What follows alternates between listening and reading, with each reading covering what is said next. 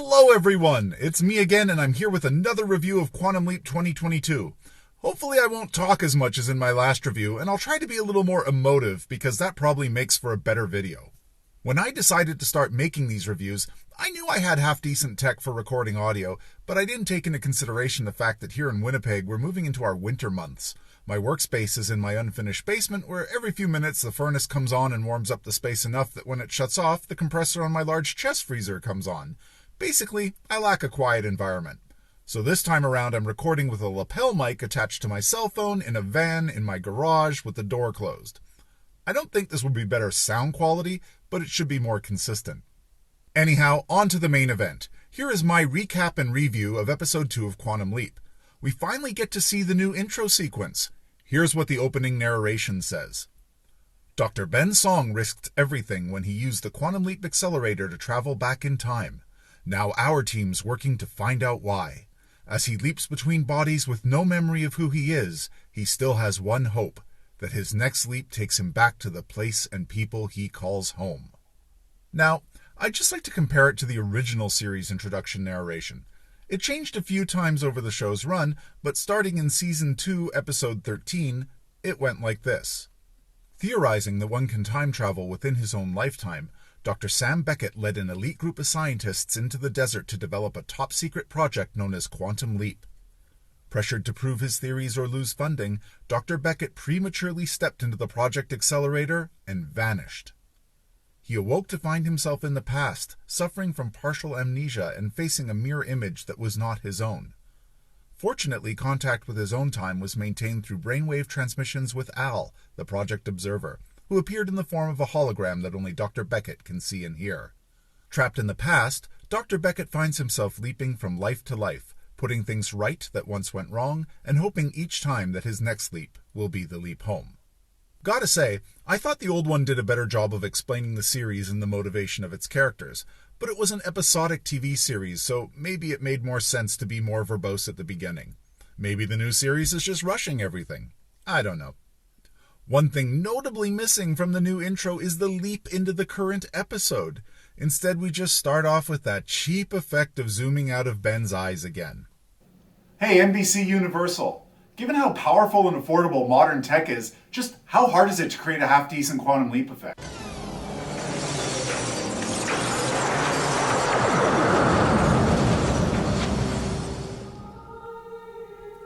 Apparently not that hard.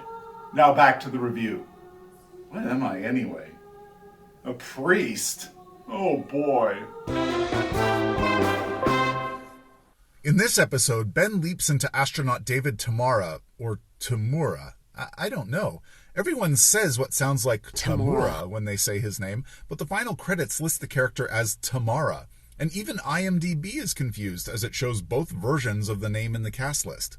So, Ben, as David whoever, is sitting on a space shuttle launch pad and immediately starts calling to everyone to stop the launch. He is completely ignored, but lucky for him he didn't leap onto the Challenger. This is the space shuttle Atlantis, and it is 1998. Ben also seems to have replaced Sam's "oh boy" catchphrase with an expletive, but he's cut off after the "oh" part. Now, in my last review, I talked about my feelings regarding cheapness in this show.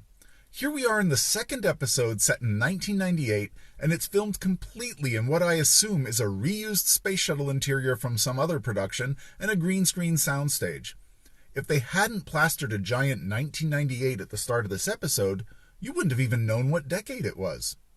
Anyway, the launch is successful, the shuttle is in orbit, there's celestial music playing, and everyone seems to be staring in wonder out the window, but the audience doesn't get to see whatever they're looking at. Why? Don't know. Probably budget. At this point, we get introduced to the crew, whose names don't seem to be all that memorable. Hardened leader Guy Reynolds, a guy identified only as Max, rookie co-pilot Stratton. Wait, wasn't that the last name of the X-2 pilot Sam leaped into in the first episode of Quantum Leap? Oh, it is! It's a bit of an Easter egg for the fans, and I totally didn't pick up on it at first viewing. This is Samantha Stratton. She's the daughter of Tom Stratton, who Sam Beckett leaped into in 1956 in the first episode of Quantum Leap.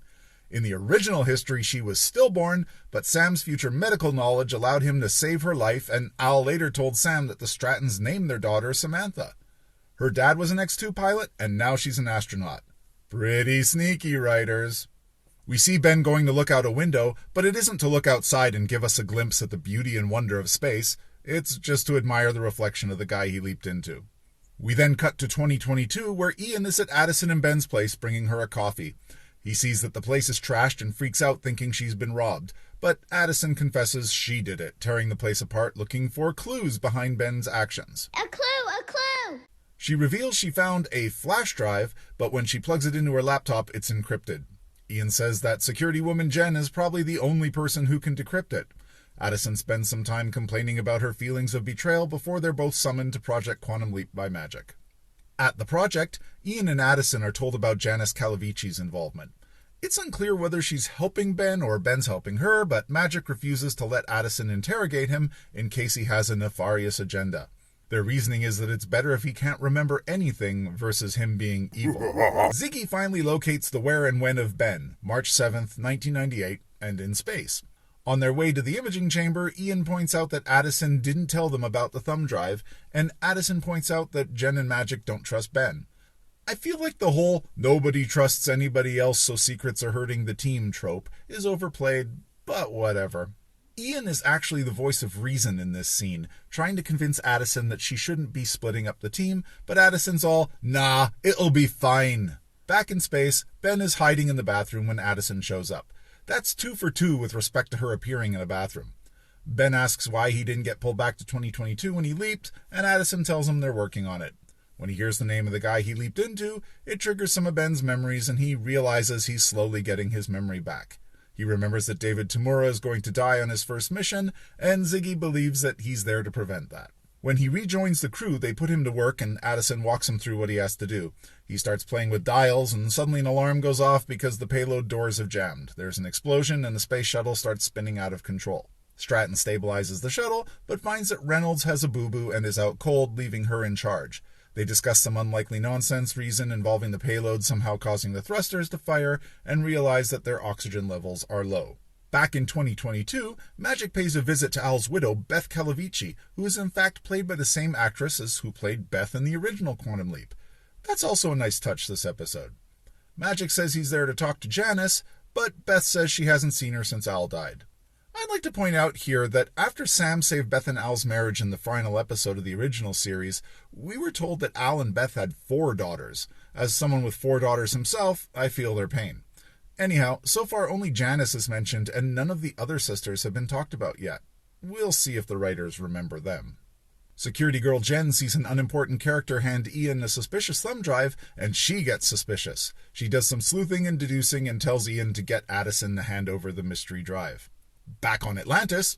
Not that Atlantis. No, not that one either. Okay. Addison and Ben are hanging out. Ben wants more information about his life to unlock more memories. Addison says she's not allowed, and Ben says that he understands her logic since nobody knows why he leaped and what his intentions are. Getting the classified report from NASA, Addison reveals that David died during a spacewalk where he was hit by debris.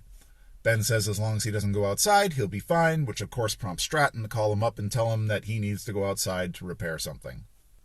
Ben suits up and speeds up the process to reduce his time outside. Stratton gives him a pep talk, and Ben steps out onto the green screen set to the backing of David Bowie's Space Oddity. Like, there weren't any space-related songs released in 1998 that could have worked as well? Maybe Biff Naked Spacemen? Fine. Whatever. Ben takes a moment to appreciate the CGI starscape. Addison's there too, and I wonder what Addison is sitting on. Is she dangling off the edge of the Cerebro platform in the imaging chamber? How the heck does she not fall off that when she's wandering around the holographic landscape? In the original series, the imaging chamber was just a large room that projected holograms for Al. While Ben gets to work on repairs, in 2022, Magic and Jen find out that Beth called Janice after their visit, and they've traced Janice's phone, so they head out to Pasadena to confront her. Back in 1998, the debris field that originally killed David shows up early, forcing Ben to take cover while still outside. He survives the encounter, but it turns out that because the debris missed him, it damaged heat shield tiles on the shuttle, and now everyone is going to die. Aboard Atlantis, Ben warns the crew of the damage, which Max downplays, because the tile-based disaster in 2003 hadn't happened yet, and wants to proceed to try and land. Stratton has a different plan, though. dock with the Mir space station, and get the supplies needed to repair the shuttle to survive re-entry. Ziggy agrees, so Ben votes for Stratton's plan. But at that moment, Reynolds wakes up and retakes command, deciding to go with Max's plan. Stratton argues for going to Mir, but Reynolds refuses to listen to her. She storms off to some other part of the tiny shuttle, and Reynolds tells Ben to go get her. Ben finds her planning to sabotage the shuttle to prevent re-entry. Ben snitches on her to Reynolds and convinces him that he's in no condition to lead and he should trust Stratton. Ben gets through to Reynolds and they abort deorbiting and set a course for Mir, but without communications working, they can't signal Mir to tell them to let them dock. Ben figures they have some line of sight tech on board, and they do, but Ben is the only person who can go back outside and point the antenna at Mir. Ben and Addison go back out into the green screen soundstage and have a nice moment before approaching the space station. They try calling Mir, but get no response. Meanwhile, back in the future, the present, 2022, whatever, Magic and security woman Jen enter Janice's house and find it abandoned. After searching nowhere else in the house, Magic sees a clue! And they find a secret hatch to the secret lair we saw in the opening of the pilot. They find equations with Ben's handwriting and an active security camera, so they know that Janice knows that they know about the lair. They start snooping, and Janice phones Magic. She says that Ben came to her for help and tells him to stay out of their way. Magic tries to stall for time by talking to her, but Janice reveals that the lair is booby-trapped, and her lair starts sparking like a console in Star Trek, and the room fills with smoke and CGI fire. Jen and Magic escape with their lives and one of the hard drives from the server racks. Back in space 1999, back in 1998 in space, Atlantis tries to reach Mir, but the S-band antenna isn't working. Addison wonders why the Mir crew can't see them, but Ben points out that it's past their bedtime and they're all likely sleeping. So he decides to wake them up by doing the thing that Matt Damon did in The Martian and Naomi did in The Expanse. He manages to grab onto the last possible handle and literally knocks on the space station wall until some Russian wakes up and sees what's going on. Ben then lets go of the space station to call his shipmates? Should he be doing that? I don't know about you, but I'd be hanging on for dear life. I guess once he's stopped by Mir, he'll no longer have inertia and will just float beside it. Also, I'm no Newtonian physicist, but shouldn't Ben's collision with Mir have altered its trajectory slightly? Who knows? Ben leaps, and Addison remains in space instead of going back to the imaging chamber, which begs the question, what did the original David Tamura do when he suddenly finds himself floating untethered beside Mir? From his perspective, he was just on the launch pad during Countdown. Poor guy probably freaked out or blacked out or puked in his helmet. Maybe that's what Addison was watching. Magic and Addison have a heart-to-heart and realize that they were both right and both wrong, and they need to learn to be a better team. Their conflict is all wrapped up Full House style. They take a look at the drive that Jen recovered, but it's encrypted and Jen can't hack it. Addison gives up the thumb drive after some prodding by Ian. Now, Ian's just a lowly programmer and might not always follow best practices, but security woman Jen is standing right there, right next to him, and watches him plug a thumb drive of unknown provenance into a hard drive of unknown provenance that they've clearly connected to Ian's workstation, which is networked to the rest of the project systems, including Ziggy. There could be viruses, Trojans, all sorts of bad things on that drive, but I guess Jen was all, nah, it'll be fine. So the thumb drive decrypts the hard drive, which then pops up either 13 or 26 windows with a bunch of calculus equations that Ian identifies as a lot of data.